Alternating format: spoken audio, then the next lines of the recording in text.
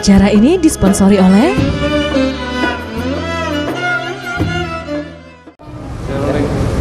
Roll 3, 2. Assalamualaikum warahmatullahi wabarakatuh. Para pemirsa Sriwijaya TV yang sama-sama kita ngarep pada Allah Subhanahu wa taala.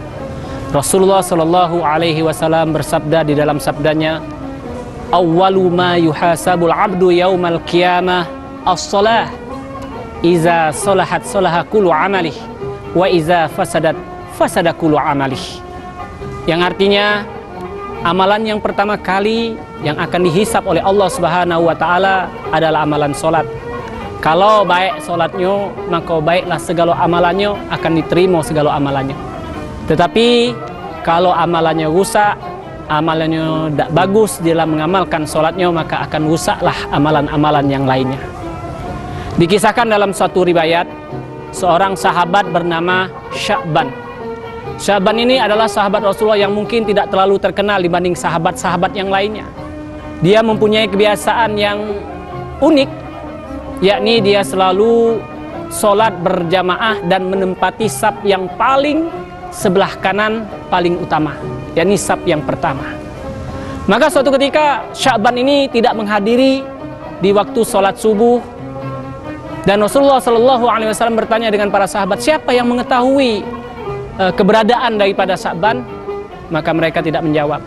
Lalu Rasulullah Shallallahu Alaihi Wasallam mengajak sholat berjamaah. Setelah selesai sholat berjamaah, Rasulullah bertanya dengan para sahabat, wahai sahabatku, siapa di antara kalian yang mengetahui daripada rumah Sya'ban? Maka salah satu sahabat menunjuk, ya Rasul, aku yang tahu. Di mana rumahnya? Rumahnya jarak dari masjid kita ini adalah 3 jam perjalanan ya Rasul. Maka Rasulullah Sallallahu Alaihi Wasallam sampaikan kepada para sahabat, mari kita kunjungi daripada Sya'ban. Maka setelah sampai di rumah Sya'ban, Rasulullah Sallallahu Alaihi Wasallam disambut oleh istrinya. Maka istrinya pun mengatakan kepada Rasulullah, ya Rasulullah, Sya'ban hari ini tidak datang sholat berjamaah di masjid karena Sya'ban ini meninggal dunia. Maka para pemirsa Sriwijaya TV yang sama-sama mengabdi Allah Subhanahu wa taala, penyebab daripada tinggalnya sholat berjamaah Sya'ban ini adalah ketika dia meninggal dunia. Maka dikatakan pada istrinya, wahai Rasulullah, ada sesuatu yang saya dengar dari kalam ataupun ucapan Sya'ban ketika dia mau menjelang meninggalnya, ketika sakaratul maut datang kepadanya. Apa perkataannya? Perkataannya adalah, ngapo tidak lebih jauh. Perkataannya adalah, ngapo tidak lebih jauh. Masya Allah, hadirin yang pemirsa yang berbahagia, ketika melihat itu Sya'ban ditampakkan segala amalannya. Ketika ditampakkan segala amalnya, Sya'ban, bahasa kitanya adalah takjub.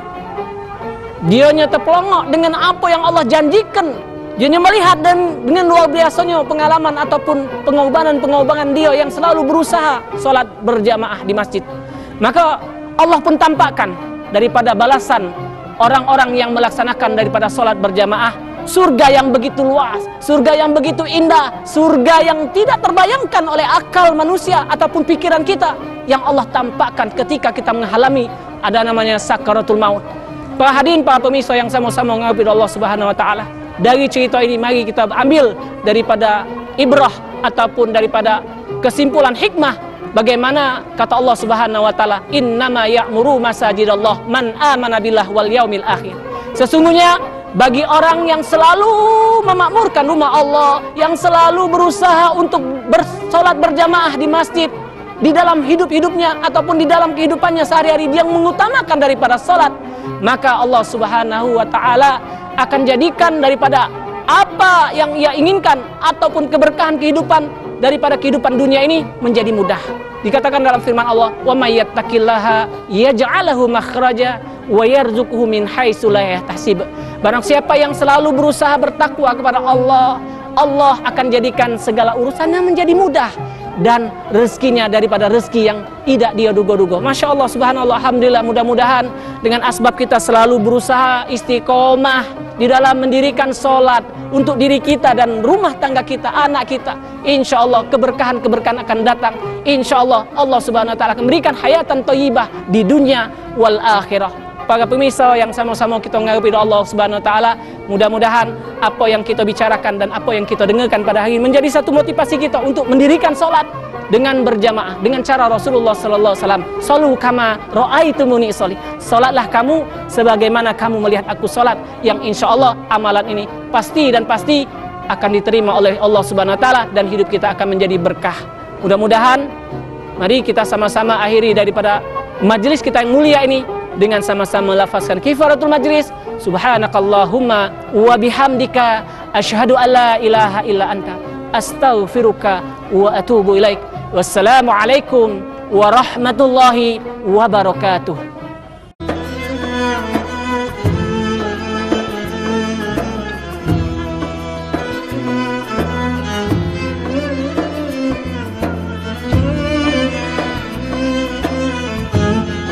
Acara ini disponsori oleh